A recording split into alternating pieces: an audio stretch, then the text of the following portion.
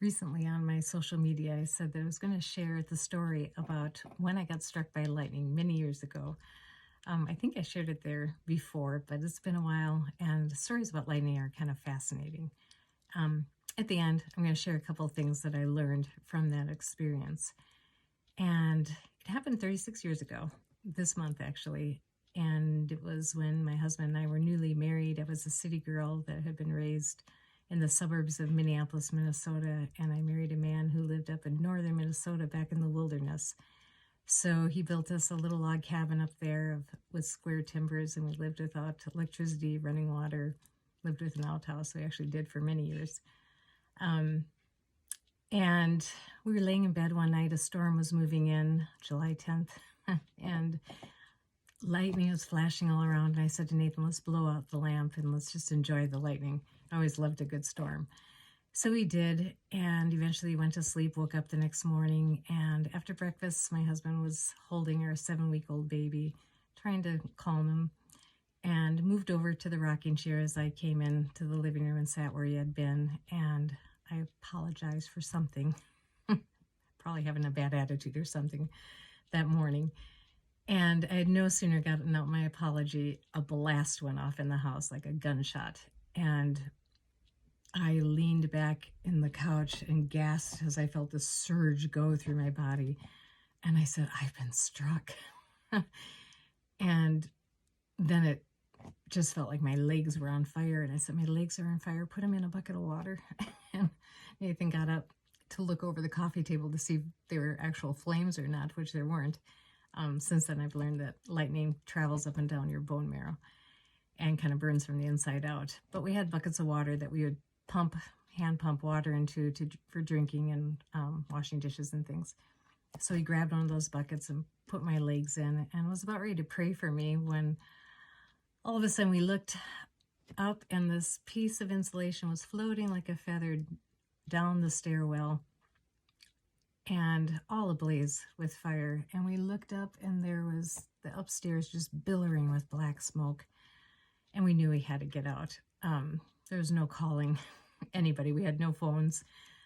To travel to the nearest town would take about 45 minutes. So we just had to get out. And I told Nathan I can't walk. And so my legs were paralyzed. So he gave me the baby, scooped us both up, carried us to the outhouse and set us inside there out of the drizzling rain that morning. And he looked at me and said, is there anything you want me to get out of the house? And the only thing I could think of was the camera. So I said, the camera. And he left us there and ran back to the house to see if he could get much out.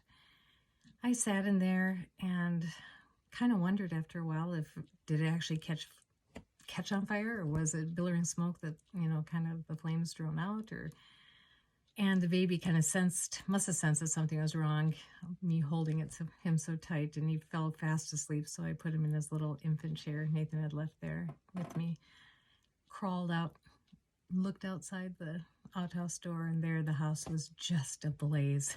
And I'll put some pictures maybe right here, or soon I'll insert them into this video. When Nathan got out all that he could, he just took that camera that I thought of saving and took pictures from all around, climbed a tree and took them from there. It's one of those things that you hope only happens once in your lifetime, so might as well get a picture of it.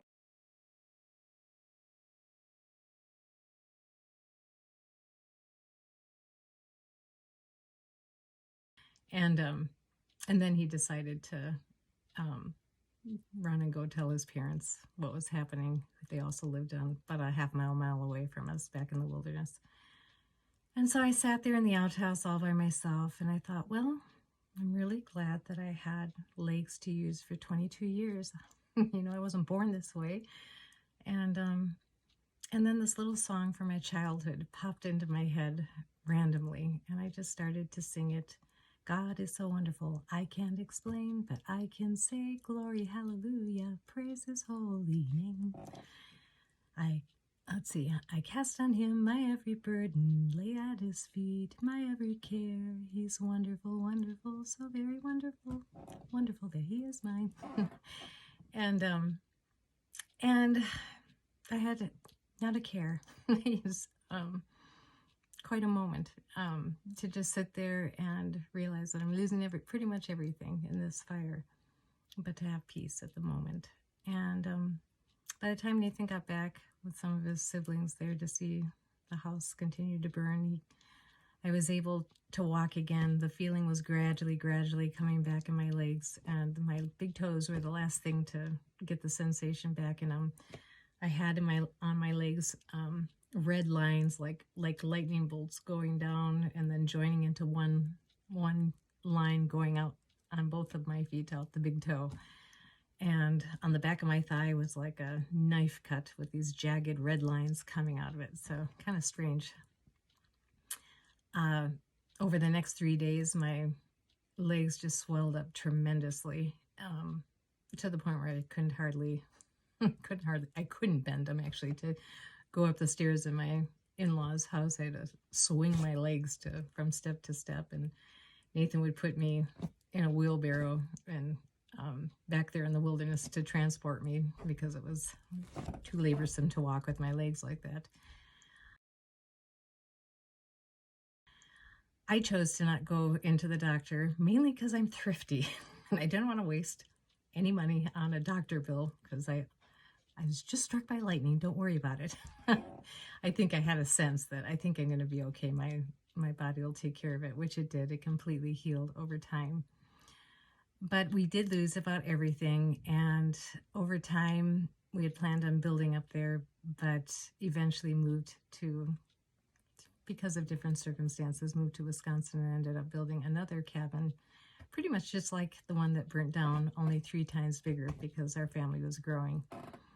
But what I learned from that was, one, be really intentional about the things that you teach your children, the songs, the little poems and things, because they will at random moments pop up at most needed times too in your children's adult years when they need them. It's been amazing to me, the things from my past that will come up at a time when I really need it. And it's back there in my head all the way from childhood, nothing I have to dig from. It just pops up on its own.